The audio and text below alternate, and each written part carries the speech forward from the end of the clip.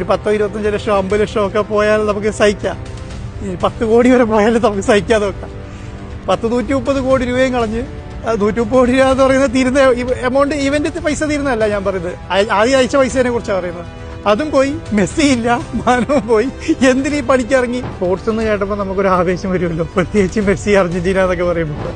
പൈസ കൊടുത്ത് എല്ലാം നേടാന്ന് വിചാരിക്കുക വേണ്ട. പൈസ കൊടുത്താൽ കിട്ടാത്ത കാര്യങ്ങളാണ് 99.99%. ചിലപ്പം പൈസ കൊടുത്താൽ കിട്ടുന്നുണ്ടാവുള്ളൂ. ഞാൻ ഈ അർജന്റീന ടീമിന്റെ കാര്യത്തിലും അതാണ് വിചാരിക്കുന്നത്. ഈ ചെങ്ങാനെ ഞാൻ ഇപ്പൊ അടുത്തടെ കാണാൻ തുടങ്ങിയത്. അതായത് ഇപ്പൊ അടുത്തെന്ന് പറഞ്ഞാൽ കുറച്ചായി. അതായത് നികേഷ് കുമാർ റിപ്പോർട്ട് ടിവിന്ന് മാറിയതിനു ശേഷം ആണ് ഇങ്ങനെ കൂടുതലും ന്യൂസിലൊന്നും കാണാറില്ല. പക്ഷെ അവരെ ചർച്ചകളിലും പലതിലും കാണാറുണ്ട്. അത്ര വലിയ ആക്റ്റീവ് ഒന്നല്ല.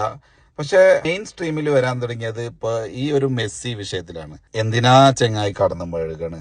നമ്മൾ കുറെ ആശിച്ചു. നമ്മളൊരു മെസ്സി ആരാധകനാണ്, അർജന്റീനൻ ആരാധകനാണ്, വന്നാൽ കൊള്ളാം എന്നുണ്ടായിരുന്നു. പക്ഷെ അതിൻ്റെതായ പ്രോപ്പർ പ്രൊസീജിയേഴ്സിലല്ല നിങ്ങൾ പോയത് എന്ന് മനസ്സിലായി.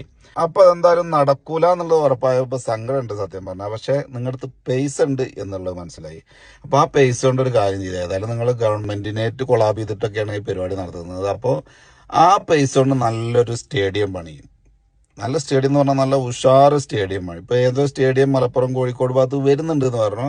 ഒന്നെങ്കിൽ അത് മോഡിഫൈ ചെയ്യാൻ നോക്കുക. എന്തായാലും ഒരുപാട് പൈസ ഉണ്ട് എന്ന് മനസ്സിലായി. മെസ്സിനെ അർജന്റീന കൊണ്ടുവരണമെങ്കിൽ ചില്ലറ കാശൊന്നും പോരല്ലോ. മാത്രമല്ല നിലവിലുള്ള ജവഹർലാൽ നെഹ്റു സ്റ്റേഡിയം പുതുക്കി പണിയുന്നു, അതിന് കോടികൾ മുടക്കുന്നു. അപ്പോൾ അത്രയും കാശുണ്ട് എന്നുണ്ടെങ്കിൽ ആദ്യം ഇവരൊക്കെ കൊണ്ടുവരാനുള്ള അടിത്തറ എന്നുള്ളത് നല്ലൊരു സ്റ്റേഡിയമാണ്. നല്ലൊരു സ്റ്റേഡിയം നമ്മുടെ ഇന്ത്യയിൽ തന്നെ അല്ല, നല്ലൊരു ഫുട്ബോൾ സ്റ്റേഡിയം എന്നുള്ളതാണ് അതിന്റെ യാഥാർത്ഥ്യം. ആദ്യം ഒരു ഫുട്ബോൾ സ്റ്റേഡിയം 50,000 പേർക്ക് ഇരിക്കാവുന്ന സ്റ്റേഡിയമാണ് മലപ്പുറം കോഴിക്കോട് ഭാഗത്ത് വരുന്നത് പറഞ്ഞാൽ അത് പോരാ. നമ്മുടെ മലപ്പുറംകാര് ഫുട്ബോള് ആണെന്നുണ്ടെങ്കിൽ അത് ഇത്ര വലിയ ചെറിയ ടീമിന്റെ ആണെങ്കിലും ആളുകൾ ഒഴുകിയെത്തും. അപ്പൊ 50,000 കൊണ്ടൊന്നും ഒന്നും ആവില്ല. മിനിമം 1 ലക്ഷം ഇരിക്കാൻ പറ്റിയ ബാഴ്സയുടെ ക്യാമ്പ് നൗ മോഡൽ അല്ലെങ്കിൽ റയലിന്റെ ബെർണാബി മോഡൽ അത്ര വലിയ ആർഭാടം വേണ്ട. പക്ഷെ കപ്പാസിറ്റി 1 ലക്ഷം അല്ലെങ്കിൽ 1 ലക്ഷത്തിന്റെ മുകളിലൊക്കെ ഉണ്ടെന്നുണ്ടെങ്കിലോ പൊളിക്കും. അത് കണ്ടാൽ തന്നെ അത്രയും ഫെസിലിറ്റി ഉണ്ട് തന്നെ ഏത് ടീമും അപ്രൂവ് തരും. നിങ്ങൾ ഇത്രയും ടെൻഷൻ അടിക്കേണ്ട ആവശ്യമില്ല. അപ്പൊ നിങ്ങളത്തുള്ള പൈസ കൊണ്ട് ആദ്യം ഒരു സ്റ്റേഡിയം എങ്ങനെ കൊണ്ടുവരാം, അതെങ്ങനെ അടിപൊളിയാക്കി എടുക്കാം എന്നുള്ള ആ ഒരു അടിത്തറ ആദ്യം ശരിയാക്കി എടുക്കുക. അത് മലപ്പുറം ജില്ലയിൽ തന്നെ കൊണ്ടുവരാൻ വേണ്ടി ശ്രമിക്ക്. അത്യാവശ്യം ഇവർക്കൊക്കെ താമസിക്കാനുള്ള സൗകര്യം മലപ്പുറം കോഴിക്കോട് ഭാഗത്തുണ്ട്, നല്ല എയർപോർട്ട് ഉണ്ട്. അപ്പൊ എല്ലാം കൊണ്ടും സൗകര്യമുണ്ട്.